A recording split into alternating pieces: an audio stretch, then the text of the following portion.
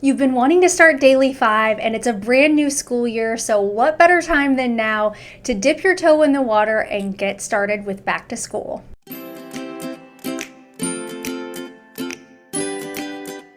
Hi, my name's Molly, and I'm a 5th grade teacher who helps teachers just like you streamline your literacy block so you can get to all of your reading groups and be able to teach more and have less stress. I love talking about the Daily 5, and I'm going to break down how to get started this school year so it's more manageable and less stressful.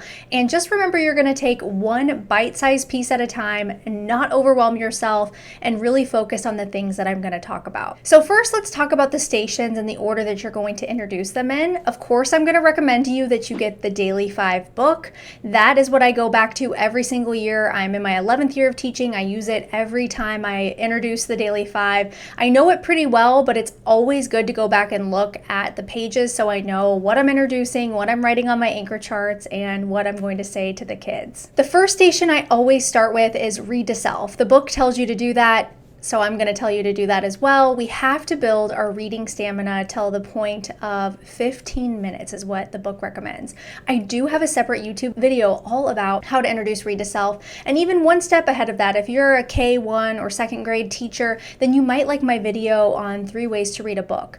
A lot of times we think that our kindergarten and our 1st grade friends cannot have reading stamina this early on, and it's simply not true. I've taught kindergarten and 1st grade. I've taught those grades together too and separate. And I've done Daily 5 every year I've been a teacher. The key is showing them the 3 ways to read a book and building the stamina. If they make a mistake, then you stop and you start over. And then if they get to the point where they're just tired from it, then you start over the next day. Until you've mastered read to self, you can't move on to the next station. The next station I like to introduce after that is work on writing. It's very similar in a sense of like we're building our stamina, and even kindergartners and 1st graders can do this too. They're just practicing what it looks like to be a writer. We're not teaching an explicit writing lesson during this time. We are simply giving them the opportunity in the early grades to draw a picture. Maybe they're labeling, maybe they can write a few sentences, and our older kids can just creative write. I do have writing prompts for every grade, K through 5, for the entire school year if you'd like to check those out. They have completely changed the way I teach work on writing because my students have something that they can always refer back to if they don't know what to write about that day. Many kids use them on a daily basis. I do have a work on writing video as well where you can see those in action. After work on writing, I do listen to reading. This is going to be one of their favorite stations because they get to listen to books. Now, my students always have like an iPad. If you have a Chromebook, you can still have a web page open to the websites that you approve of. I have a listen to reading video as well. You're probably catching on that every single station of Daily 5 I have a separate YouTube video for.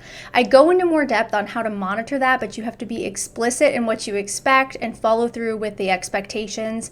And if someone is on an app they shouldn't be on, then there's ways to have them have a consequence, and I talk about that in that listen to reading video. Apple Classroom is your friend if you are using an Apple device. After listen to reading, word work comes next. In the beginning, word work might just be for our younger kids having a puzzle out, doing letter identification, letter sounds, stuff like that until you've introduced what your word study, word work curriculum is within your district's curriculum. That's a whole nother discussion. I have a word work video where I talk a little bit more about it, but you're just getting them into the stamina building stage so that when they have a word work activity during that time, they're able to get it done and continue throughout the time frame that you've set them up for. Again, building stamina, we cannot move on until they've mastered that. Next is read to friend. I personally don't do this station anymore. Sometimes it's called Read to Someone. I have a YouTube video on it. I used to do it when I taught K1 together, and I really liked it. When I switched from K1 to just kindergarten, it was a no-go for me, and I kind of abandoned it after that. By the time I switched to 5th grade, you don't need to read with a friend, so I just didn't like it. But I've talked to many elementary teachers on TikTok and Instagram who still love it, so I encourage you to try it if you like it.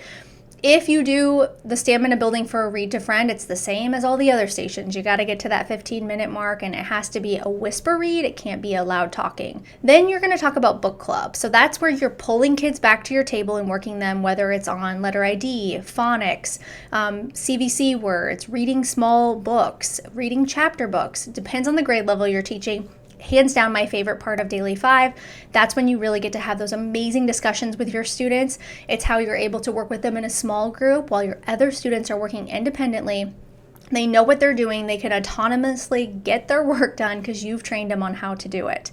Daily 5 is simply a structure for your literacy block. It's not the instruction. You can incorporate your curriculum into it and set it up as the framework for your literacy block, but what you're teaching is really up to you. I always have a whole group lesson in the beginning. You might have one as well. It gives that tier 1 instruction, and then the kids can move on to doing the independent work that I have assigned to them, and I'll check in on that on a daily and weekly basis with them.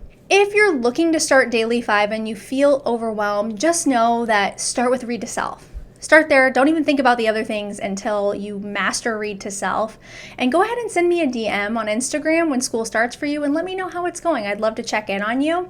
And remember, I have everything possibly that you could ever need for Daily 5 inside of my TPT store. I have a complete Daily 5 toolkit for grades kindergarten, 1st and 2nd all together, and 3rd, 4th, and 5th grade all together. So if you like my writing prompts, you want all of my anchor charts, all of my handwriting, and everything that I do inside of my classroom, you can head to the link in the description box below and check those out. I appreciate you so much, and I hope you have a great start to your school year, and I can't wait to hear from you over on Instagram or TikTok about how it's going. See you next time.